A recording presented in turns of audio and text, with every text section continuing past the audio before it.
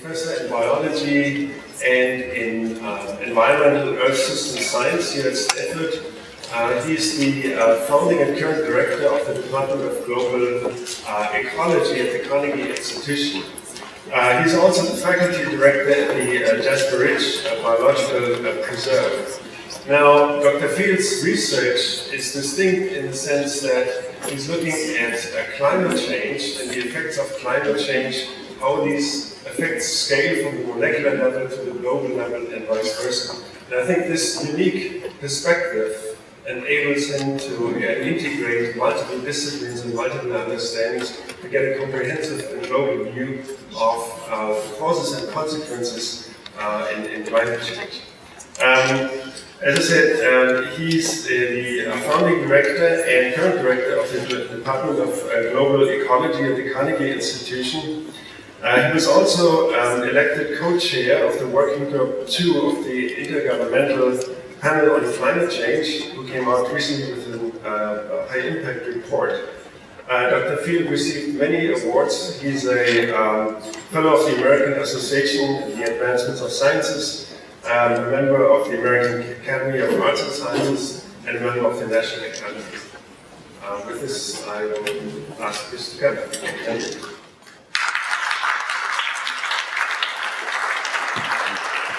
Thanks, Alfred. Good morning, everyone, and congratulations on making it here so early.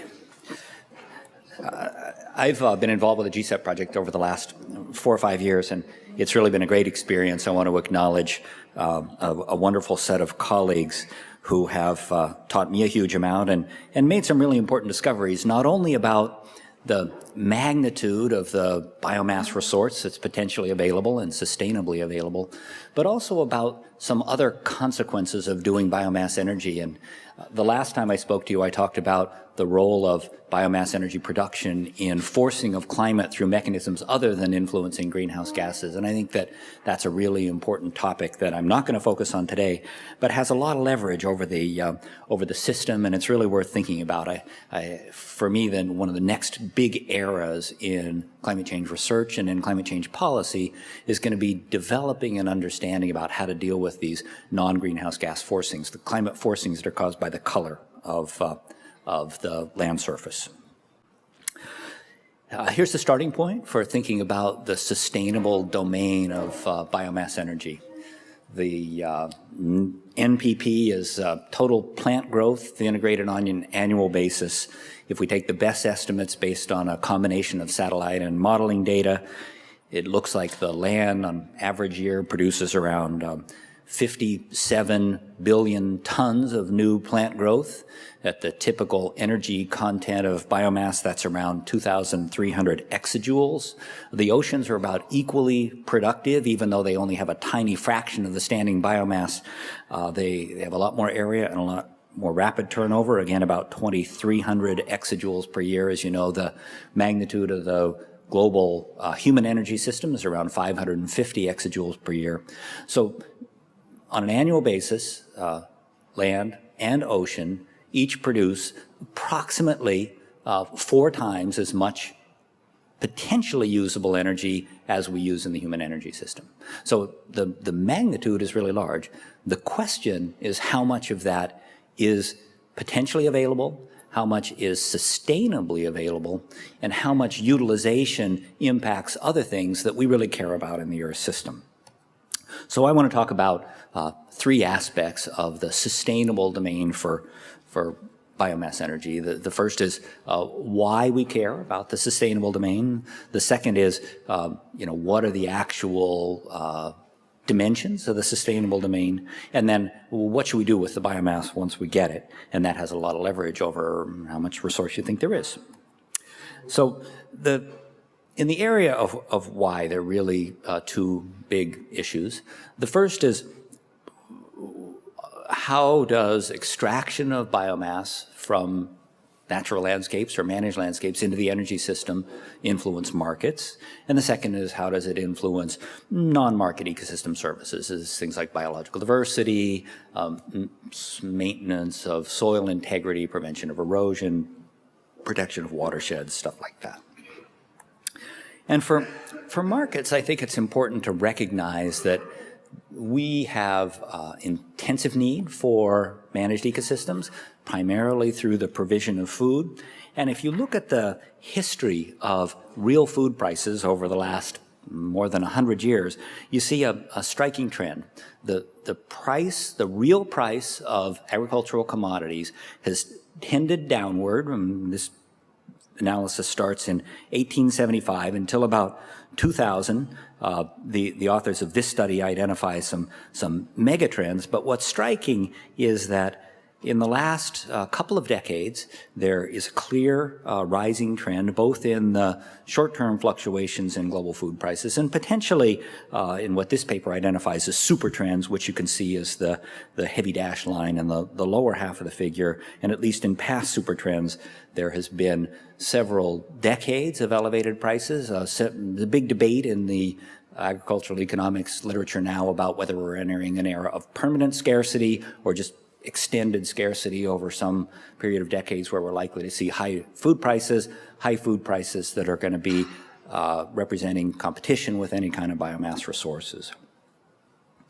A second really important point for understanding the why of biomass is represented in this photograph that was taken in Peru just a couple of weeks ago by my colleague Greg Asner. And this is clearing of Peruvian rainforest for the establishment of palm oil plantation. We have lots of land that's accessible for biomass agriculture, and I'm going to focus on that later. But if you look throughout the tropics, this is the typical pattern. Most new biomass crops are going into forest where the forest estate, the forest carbon, is released to the atmosphere in the smoke that you see here. That was dramatically demonstrated in a paper that was published just this week by Kim Carlson, Greg Asner, and others. And what Kim concluded is that if you look at the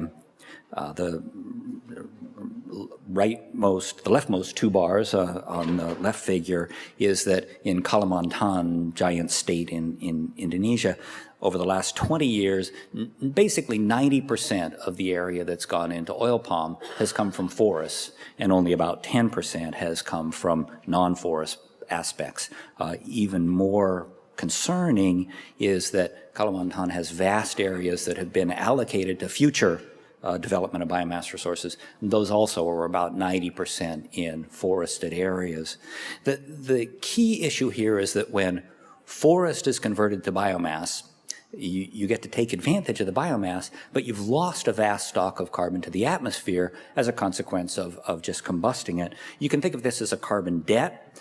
Fargione and colleagues did a carbon debt analysis a few years ago that they published in Science, and the idea is how many years of biomass yield do you need to make up for the biomass that you release to the atmosphere as a consequence of of the combustion of the biomass that was on the site. And what you can see is that for the three bars at the left-hand side of the screen, where we're talking about clearing rainforest to establish biomass, it takes anywhere from about a century to several centuries in order for the biomass yield to repay the carbon losses that are associated with the initial clearing. This kind of biomass agriculture can be an economic benefit for the people who are doing it, but it's a net deficit for the environment and for the atmosphere because it takes so long for this debt to be repaid as a consequence of the carbon income. If we are to figure out any way to sustainably do biomass agriculture in forested areas, we have to find a way to avoid this initial release from combustion. And if there were a way to extract that standing crop of biomass, move it into the energy system, into long-term durable products, this carbon debt could be eliminated or at least dramatically reduced. Let me talk about the what. And there are basically four big places we might go with finding biomass that's sustainably harvested. The first is waste, agricultural residue, urban waste, a wide variety of things that are currently either buried in landfills, burned, or just left in the fields to decompose. Abandoned land, and a lot of the work in our GCEP research has been trying to figure out how much land has been used in the past for agriculture or for grazing and is no longer used and is potentially available. Forests represent a huge stock of biomass, and if we could figure out some way to avoid the carbon debt I was just talking about, forests might be a really nice opportunity. And then it's really important to ask, what's the biomass energy opportunity in current cropland? 40% of the current U.S. corn crop is used for biomass. Should we be using biomass at that level? Should we find ways to increase it? Let me talk for a little bit about the abandoned land question. It's in many ways the most attractive domain for biomass energy, and it's a big one, and it should be a real area of focus. And in the GCEP research that my group's done, especially led by Elliot Campbell, who's now on the faculty at UC Merced, we used historical records to try and figure out worldwide how much land was once used in agriculture, has now been abandoned, and how potentially productive that land is. You can see the total abandoned area in the map on the left and the potential productivity of that land in the map on the right. And if you combine those two, you can see that the total amount of primary production, we convert into energy terms, in global croplands is around between 6 and 7 billion tons of carbon per year, and in pasture it's nearly twice that. And in abandoned lands, it's between 2 and 3 billion tons of carbon per year. Now, not all this abandoned land is available for biomass energy. Some of it is in forests, where we incur the big carbon debt if it's cleared. Some of it, a lot of it, is under cities, and so it's no longer available for exploitation.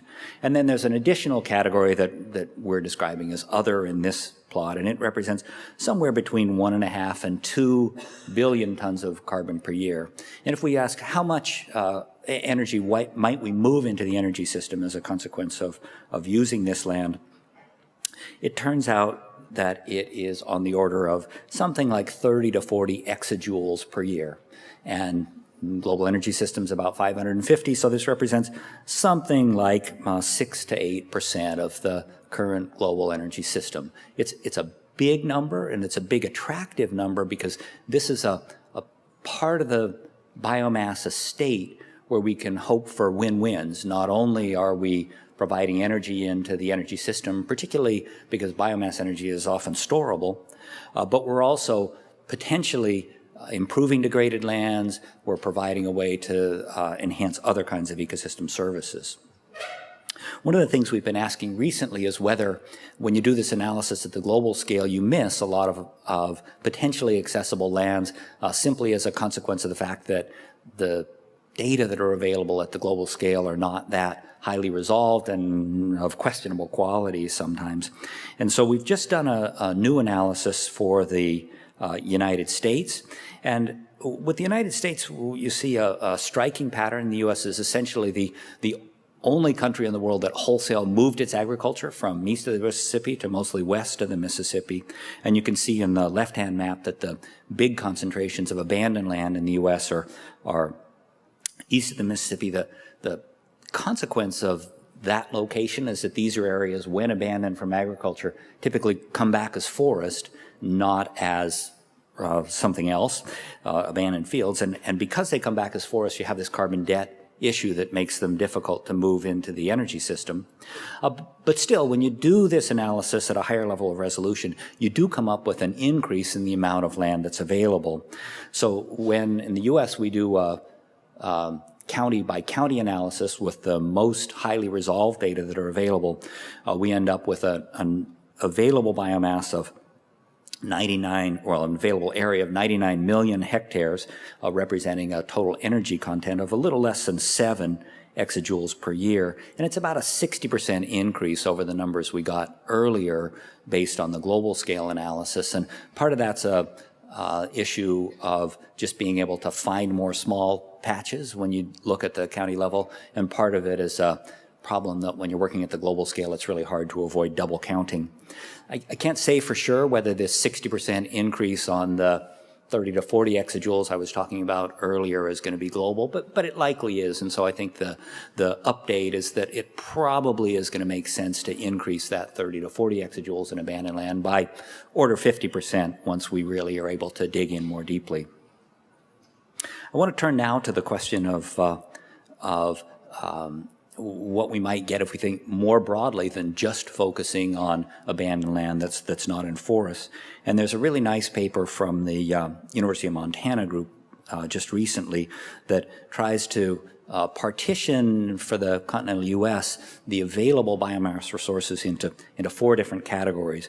A category that you can think of as agricultural extensification, moving biomass agriculture essentially into abandoned lands, but they have a looser definition of abandoned lands than we've been using. And you can see that for extensification, they end up with 13.5 exajoules compared to the 7 exajoules we got.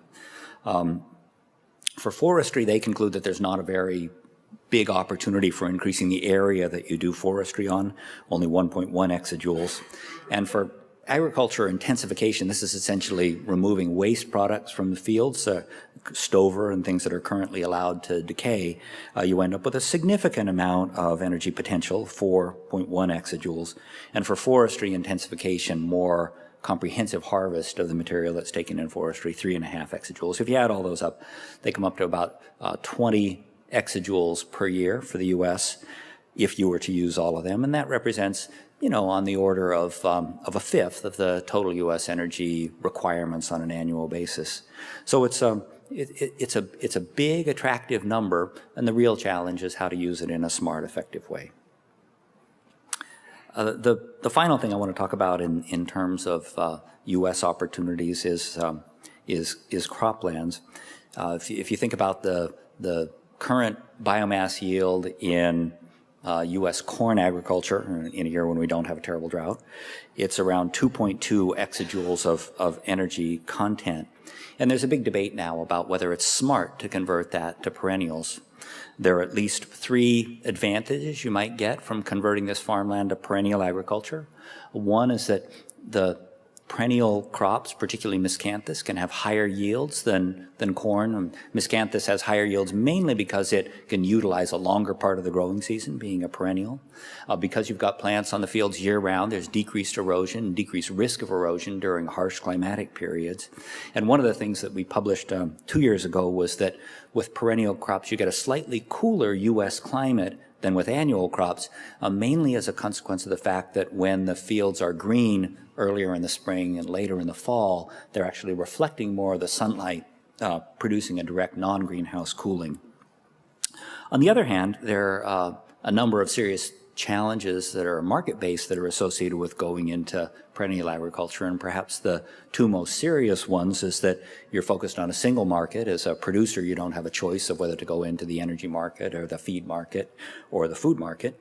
And the other thing that's a real challenge for perennial agriculture is that it requires a multi-year commitment with either no or low yields for the first few years of deployment. So it's a real mind shift for American farmers, and I don't think we've seen yet how this balance between the potential advantages and the potential disadvantages of perennial agriculture are going to play out.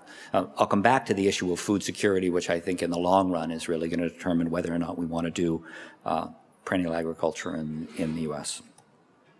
So I want to conclude with a few thoughts on what we actually do with the biomass, and I want to talk about 3 particular areas. The first is the trade-off between using liquid fuels or combustion. I want to say just a few words about the algae opportunity, not very technical words, and then finally I want to conclude with some thoughts on biomass energy with carbon capture and storage, which represents in some ways the overlap between the biomass energy opportunity and the carbon capture and storage opportunity in a way that leads to net negative emissions, an energy system that yields energy to the energy system at the same time it's removing CO2 from the atmosphere. So one of the things that we did as a GCEP project is ask, given current technologies, if you're interested in transportation services, are you better off thinking about biomass as a combustion fuel or as a liquid fuel?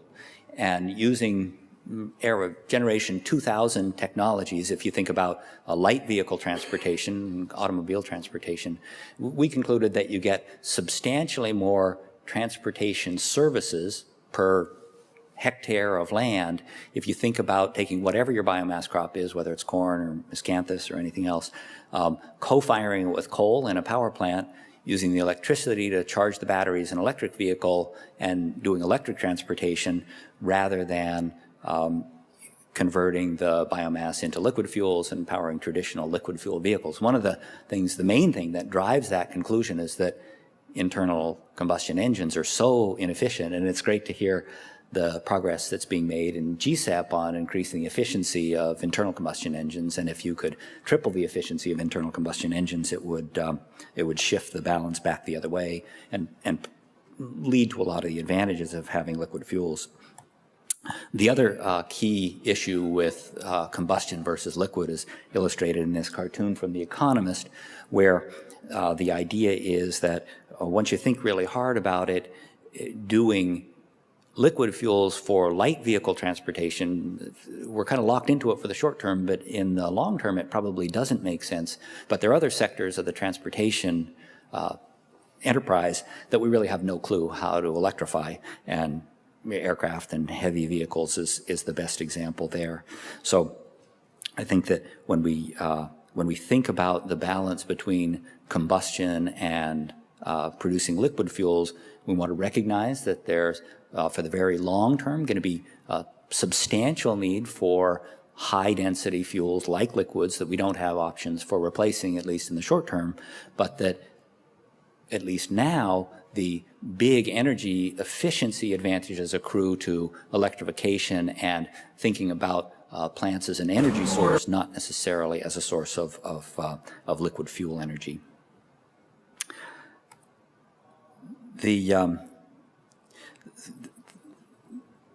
The opportunity that I think we have only begun to think about, and we had a wonderful GCEP workshop on this earlier this year, is trying to think of ways to be more aggressive about solving the climate problem. You know, GCEP is focused on ways to decrease carbon emissions to the atmosphere. Critically important agenda. It's hard to say it's one we're making a huge amount of progress on.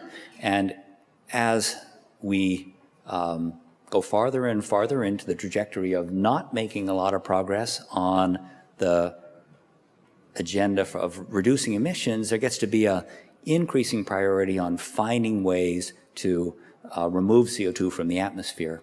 And those approaches would be especially compelling if we could do it in a way that also fed energy into the energy system. And you even are beginning to see the idea that we would need negative emissions in the energy system in some of the formal scenarios that are used in IPCC and other international assessment processes. The figure here shows the current generation of scenarios used by the IPCC, and the most aggressive of those, which is a 1.5 to 2 degree warming, it's called image 2.6 on this graph, passes from positive net negative emissions for the global economy to positive net emissions to negative net emissions at around 2070. And the idea that we might need an economy that worldwide was a net negative emitter 6 decades from now it's a pretty imposing idea. And the longer we delay in implementing a lot of the technologies that are being developed in GCEP, the more likely a requirement for net negative emissions is. And there are a number of possibilities you could think about for getting net negative emissions. Some involve scrubbing CO2 out of the air and depositing in geological formations. But an incredibly powerful set of technologies involves using plants to remove the CO2 from the air, that's the way plants grow, and then thinking about moving plants into the energy system either through gasification or combustion that produces a concentrated CO2 stream that could be stored and would give us the energy content of the plants without having the CO2 release the atmosphere, moving CO2 from the atmosphere to the plants to the geological storage. At the same time, we get energy. And based on the GCEP workshop, it seemed like the potential to do that was at the scale, maybe at the global domain of order 1 petagram of carbon per year, or something like 1/10 of global emissions. And if we could find a way to operate at that scale or a higher scale, it would really make a big difference. And in some ways, it would open new opportunities for being aggressive about addressing climate change. The final aspect of biomass energy I want to talk about is totally at the conceptual scale, and it's the whether or not there's an opportunity with algae. And technically, the issue with algae is relatively simple. Algae grows a lot faster than plants, and if you have an economically appropriate way to corral the algae and to expose it to sunlight, you can potentially end up with a vastly more energy than you could with agriculture. But the great thing about agriculture is that it's a self-assembling factory. You know, you throw a few seeds out on the ground and the infrastructure develops itself. We don't have that capability with algae. But for both algae and for plants, we want to make sure that we recognize a really key feature, and that's that they're amazing chemical factories. And in some ways, thinking about using these chemical factories as a combustion source is a huge waste of chemical diversity. And I think that a real opportunity we ought to focus on is figuring out how to take advantage of the really great chemicals that plants and algae already produce, or that we can modify them to produce. Finally, I want to emphasize that with lots of aspects of the biomass energy endeavor, the focus shouldn't be so much on is there an energy opportunity, but is there a win-win energy opportunity where we can address an environmental problem at the same time we're extracting energy for the energy system. And my favorite potential example with algae concerns cleaning up of dead zones at the estuaries of many major rivers, where the problem is too many nutrients going down the river, creating algal blooms out in the estuaries. If we could find ways to grow biomass algae in a way that remove those nutrients, delivered clean water to the estuaries, we could address both the dead zones and the biomass energy problem. So finally, let me just conclude with kind of an overview of where I think we are. It's important to recognize that with food security, we have what I would characterize as a perfect storm. We've got rising human populations, a consistent increase in the demand for meat-based diets, which requires a lot more land area per human that's supported. We're seeing increasing evidence of pervasive and damaging impacts of climate change on crop yields, and we're trying to move into areas that can produce biomass for biomass energy. I see this as a really big challenge, and it's one that encourages a lot of caution in the application of technologies to extract biomass. It's clear that there are limits on the amount of energy we can get from biomass, but I think that it would probably be better to say not unlimited. You know, in the spirit of GCEP, this is a big resource. It's a resource on the order of 5, 10, maybe even 15% of the global energy system. So it's a big deal. And there are real opportunities for improving abandoned land or for the broader set of things that I characterize as win-wins. And then finally, I just want to emphasize that at the same time, I think it's really important to get the most energy, and combustion or gasification tends to get the most energy. It's also true that plants are amazing chemical factories. We don't want to overlook the fact that maybe what we should do is be replacing industrial processes with plant-based processes as an approach to efficiency. And then finally, I really think the big opportunity for the future that we are just beginning to explore is finding ways to have net carbon negative energy system through technologies like BECCS. It's been a wonderful ride to spend the last several years working on these topics through GCEP, and I just want to conclude by thanking all the colleagues that have taken me along for it. Thanks so much. Do I have time for a question or two? No, that was great. Time for a question or two. Yeah, thanks a lot for this great high-level talk. It's obvious why Chris Field is the theme leader in the bioenergy effort at GCEP. We have time for a few questions. Yes, please. Speak a little bit about the availability of water for some of these different Would you speak about the availability of water for some of these different things like abandoned cropland and so forth?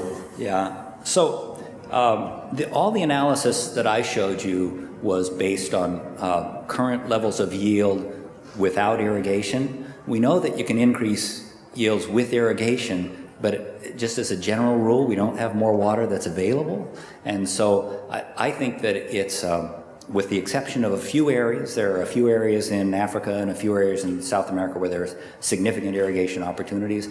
For the biomass estate, my sense is that we should be looking at how much can we get without added irrigation. And globally, I think the availability of fresh water for agriculture is going to be a more and more serious problem, and that we should probably be looking at ways to get the biomass with less water than is currently used.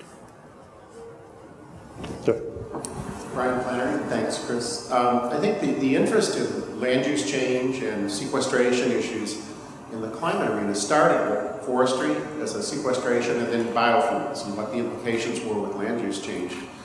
But over the last several years, I think the work Jay Edmonds' group at Joint Global Change Research Institute and the MIT work has shown if you almost even forget about energy and sequestration and just ask what might happen to carbon emissions from changes in carbon stocks in land due to changes in agricultural productivity, agricultural demand, and other land use issues, it could be formidable. So I think we need to expand our horizons broadly. And the other challenge they point out is, if climate policy is hard, land use policy is even harder to think it'll actually be enforced by governments. So I think there's a whole other arena to look at, which is land use per se.